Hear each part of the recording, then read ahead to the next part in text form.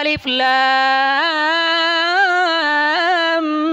ميم تلك آيات الكتاب الحكيم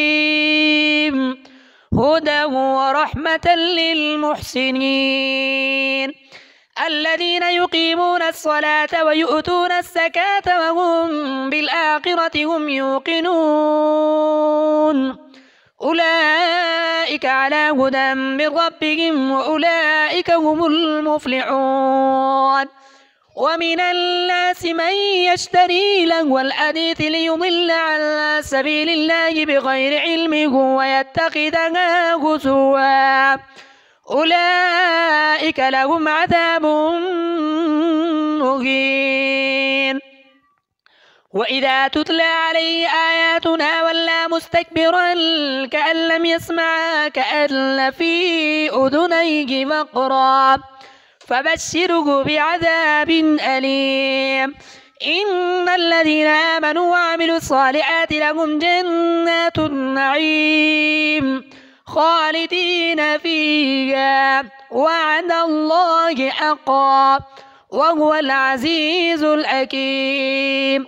خلق السماوات بغير عمد ترونها وألقى في الأرض رواسي أن تميد بكم وبث فيها من كل دابة وأنزلنا من السماء ماء فأنبتنا فيها من كل زوج كريم هذا خلق الله فأروني ماذا خلق الذين من دونه بل الظالمون في ضلال مبين ولقد آتينا لقمان الحكمة أن اشكر لله ومن يشكر فإنما يشكر لنفسه ومن كفر فإن الله غني حميد وإذ قال لقمان لابنه وهو يعظه يا بني لا تشرك بالله إن الشرك لظلم عظيم ووصينا الإنسان بوالديه حملته أمه وهنا على وهن وفصاله في عامين أن اشكر لي ولوالديك إلي المصير وإن جاهداك على أن تشرك بي ما ليس لك به علم فلا تطعهما وصاحبهما في الدنيا معروفا واتبع سبيل من أناب إليه ثم إلي مرجعكم فأنبئكم بما كنتم تعملون يا بني إنها إن تك مثقال حبة من خردل فتكن في صخرة أو في السماوات أو في الأرض يأتي بها الله إن الله لطيف خبير يا بني أقم الصلاة وأمر بالمعروف ونهى عن المنكر واصبر على ما أصابك إن ذلك من عزم الأمور ولا تصعر خدك للناس ولا تمش في الأرض مراحا إن الله لا يحب كل مختال فخور واقصد في مشيك واغضض من صوتك إن أنكر الأصوات لصوت الحمير ألم تروا أن الله سخر لكم ما في السماوات وما في الأرض وأسبغ عليكم نعمه ظاهرة وباطنة ومن الناس من يجادل في الله بغير علم ولا هدى ولا كتاب منير وإذا قيل لهم اتبعوا ما أنزل الله قالوا بل نتبع ما وجدنا عليه آباءنا أولو كان الشيطان يدعوهم إلى عذاب السعير ومن يسلم وجهه إلى الله وهو محسن فقد استمسك بالعروة الوثقى وإلى الله عاقبة الأمور. ومن كفر فلا يحزنك كفره، إلينا مرجعهم فننبئهم بما عملوا، إن الله عليم بذات الصدور.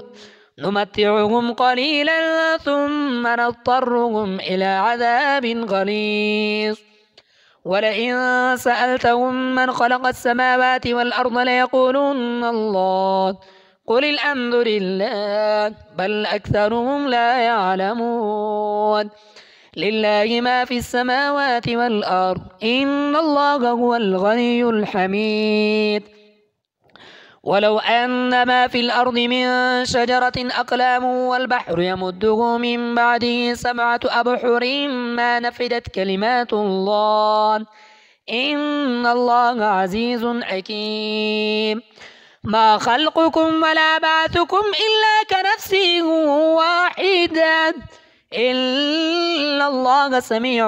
بصير.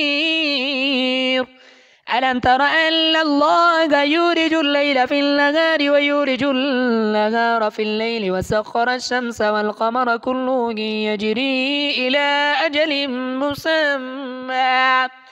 مسمى